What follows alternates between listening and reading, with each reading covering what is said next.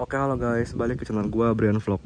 Nah, jadi hari ini gue bakal ngevlog kebut juga. Jadi gue bakal ngebahas suka dukanya pakai Rox Connected ini selama hampir 1 tahun. Jadi hari ini gue bakal lebih ke kesan gue gimana pakai motor ini gitu. Nah, dimulai dari kelebihannya ya. Nah, jadi kelebihannya itu gue suka sama warna baru yang ada di tipe ini gitu. Ini warnanya gue suka banget nih, warna silver. Ini silvernya doff tapi nggak doff juga, kayak gini semi doff gitu. Nah, terus ke bagian modelnya juga gue juga suka yang baru nih. Mulai dari lampunya ini udah ada DRL bawaannya, jadi gue nggak usah ganti lagi DRL-nya. Terus ke bagian rem depan ini udah ABS kalau yang tipe S ya. Ini udah ABS depan doang tapi. Nah, terus ke bagian sini ada laci juga nih. Ini ada laci, tempat penyimpanan juga, ini lega banget nih. Bisa buat naruh handphone. iPhone X kemarin gue masuk, 11 juga masuk. Jadi ini sekitar 6 inch lah masuk nih. Dan ada power outletnya di situ.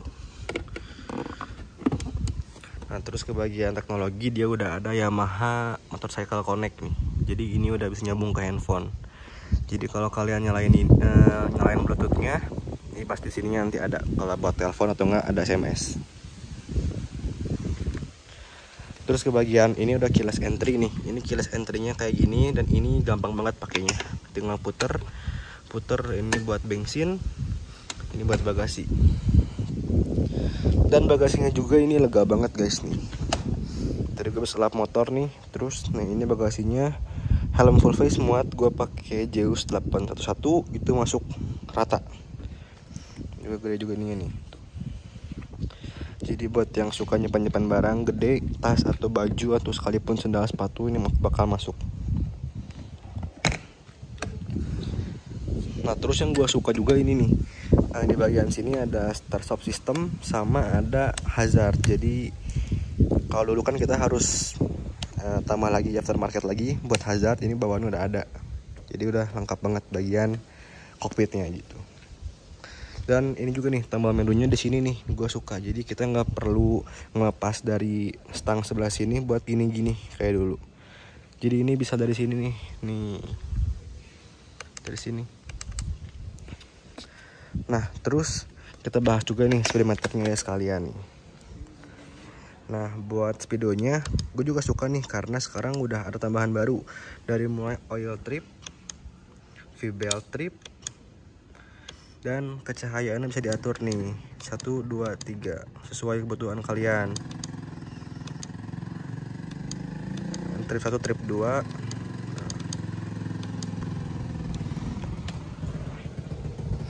Ini lambang ABS di sini.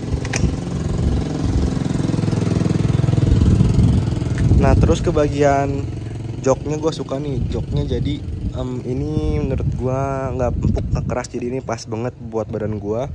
Gue tingginya sekitar 172 cm. Jinjitnya sedikit banget lah. Kalau duduknya ada naik ke situ ya. Nah, terus ke bagian tangki bensin ini udah ada improvement dari yang lama. Ini udah naik tangkinya lebih besar, jadi bakal lebih nggak cepat bolak-balik ke pom bensin. Nah, kita mundur ke bagian belakang nih. Nah, di bagian belakang sini yang gue suka tuh karena mesinnya udah pakai mesin baru yang basisnya sama persis kayak NMAX. Jadi menurut gue ini motor tenaganya udah enak banget walaupun standaran. Dan semenjak gue kemarin selama ini pakai motor ini tuh nggak ada kendala sama sekali soal tenaga. Dan yang gue suka juga ini nih, kalau kalian masih nyari kode-kode error, ini udah nggak ada sama sekali. Kalau kondisi kalian motor kalian standar kayak gini ya, itu nggak akan mungkin kena kalau kata Yamaha-nya. Soalnya udah ada perubahan baru dari mulai soket dan sebenarnya udah ganti pakai yang basisnya NMAX gitu.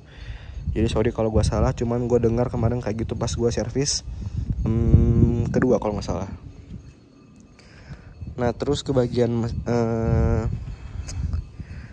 ban belakang juga ini udah gue ganti ya, cuman bawaan juga udah enak. Dan sisanya menurut gue nggak ada lagi yang bisa dibahas ya.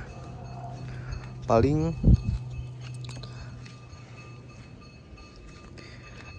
oh iya ini juga guys, menurut gue shock breaker belakangnya ini menurut gue udah lumayan enak ya dibandingkan shock sebelumnya. Jadi ini udah shock tabung dan ini menurut gue improvementnya bagus banget.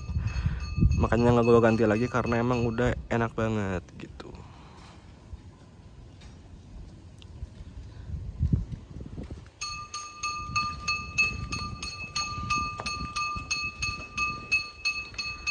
Bang bakso guys. Nah terus ke bagian udah sih, dan overall menurut gue ini motor enak banget lah. Kalau kalian emang pakai mau beli itu udah jangan mikir nggak bakal enak gitu. Gue dari Aerox Old ganti ke sini tuh pengaruhnya jauh banget, signifikan banget, enak banget pokoknya. Jadi worth it lah kalau kalian mau beli Aerox ini tahun 2022 ini ya. Ini worth it banget. Dan bensinnya menurut gue bisa tergantung tangan kalian sih, karena gue CVT yang ini CVT yang atas, dan kemarin baru ganti ke CVT-nya diringanin semua kayak dollar 7 gram gitu, jadi lebih apa ya, jadi lebih boros. Jadi gue ini pakai hariannya ya santuy sih pakainya. Pokoknya gue dapet 1/29,3 itu udah irit banget lah. Biasanya 122 atau 23 tuh bisa. Cuman kalau pas dulu sebelum gue ganti pulin dan lain-lain 140 juga nyampe sih. Nah sekarang kita bakal bahas kekurangannya guys. Nah kekurangannya pertama ya, yang masih menjengkelkan itu menurut gue ini nih. Ini rem belakang ya guys ya, masih tromol ya. Jadi buat mesin 155cc ini kayaknya udah nggak worth it lagi gitu sekarang. Kayak rival-rivalnya udah pada pakai cakram semua nih, ini masih pakai tromol. Jadi kalau habis pompa lagi nih di bagian sini tromolnya nih.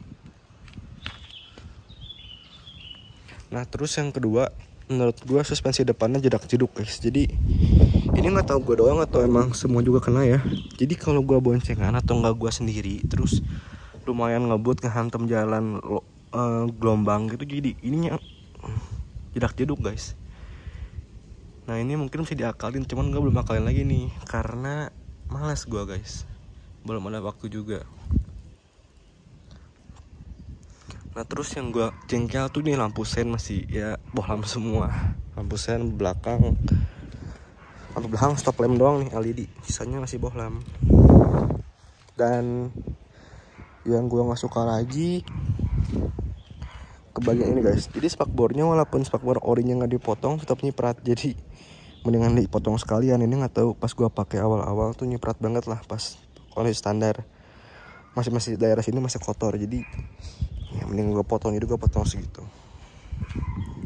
Nah terus menurut gue posisi boncengan ini kurang enak ya, kurang nyaman karena joknya tinggi banget dan full stepnya jauh di sana. Jadi menurut gue rada pegal kalau dibonceng pakai motor ini gitu. Terus kebagian sisanya sih menurut gue udah gak ada masalah ya.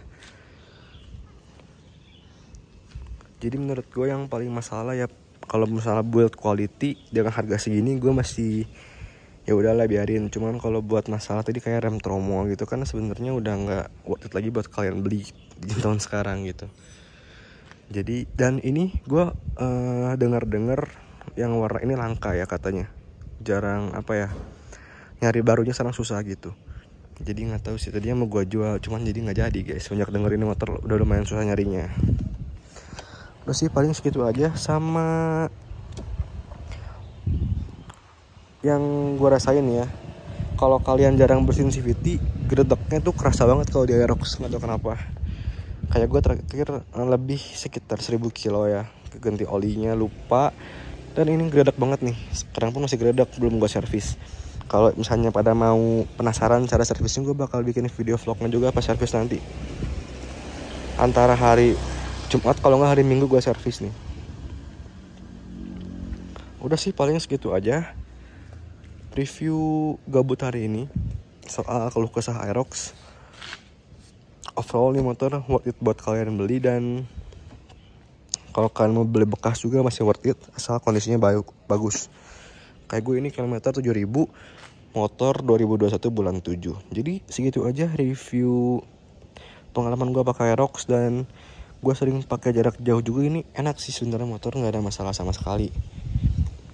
Jadi udah, pokoknya yang mau beli langsung aja beli, jangan mikir-mikir lagi, soalnya ini pasti kalian senang juga pakainya gitu. Oke, thank you guys.